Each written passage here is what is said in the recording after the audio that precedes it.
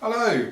The reason we started doing 60 Second Social was to help you all understand the key changes to social media from the past week and to wrap them up into an easy to consume 1-minute video.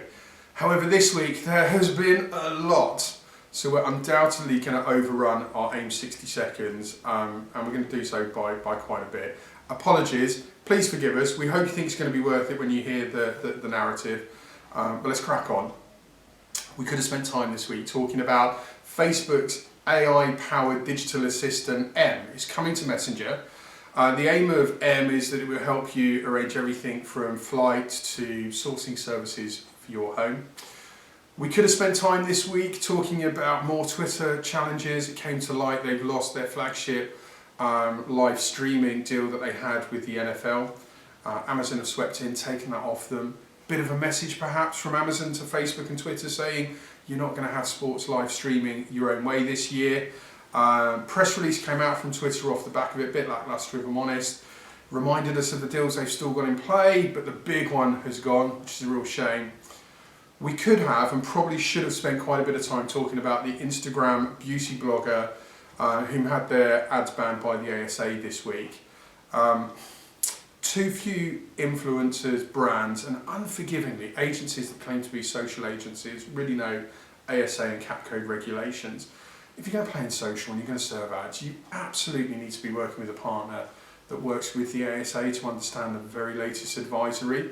If you've got any questions on this topic, do get in contact with us. We'd love to assist you with them. We could have spent time this week talking about Twitter turning to developing regions. It's well documented they're struggling with their user base numbers at the moment. They're turning to the developed regions. They think this is an answer. They've created Twitter Lite, which is a stripped down version of the app.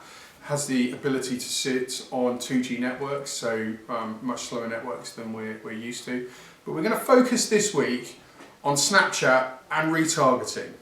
Anyone that watched last week's 60 Second Social will know we had a bit of a moan at Twitter for taking away Retargeter, the tool that allowed us to retarget users based on a previous engagement. Snapchat this week, they've made 2 tool announcements. The first, which allows us to target app installed ads at users through machine learning. It's an algorithm they've built in-house. But secondly, we can also retarget based on a previous engagement on an advert.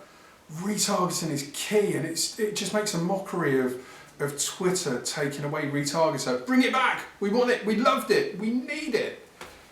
Retargeting and is critical to what we do in social because it allows us to do the contextual storytelling.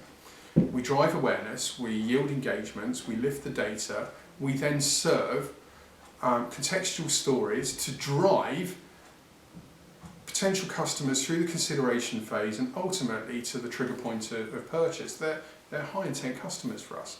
So you need to be able to retarget. We believe this is where Snapchat's also going. The next step on their development roadmap will be stunned if they don't give us the ability to retarget as we see on Facebook. And yes, they're just copying Facebook. Shouldn't shock you to hear that if there's a tool or a function that's performing well in channel that it suddenly appears on the others. Happened for years, it will continue to happen in the future. But it would be a good thing if it came to Snapchat. Get on it, guys. We want to see that. Some key takeaways for today. Let's wrap this up. Paid social's exploded in the last couple of years. It's why we're really proud to have won for the last 2 years the best use of social media advertising at the Drum Social Buzz Awards.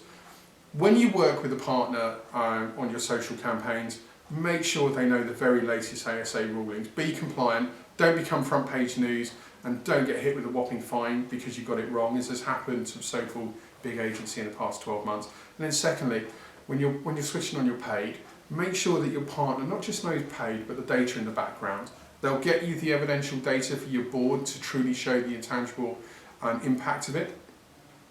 But then they'll also be able to manipulate the data to not just drive initial awareness, but retarget and nurture those high intent potential customers. If you do that, you will absolutely deliver more sales through social, and your board are likely to support you with growing budgets. Apologies, we've overrun this week. We hope you think it was worthwhile. Catch all our videos at #60SecondSocial.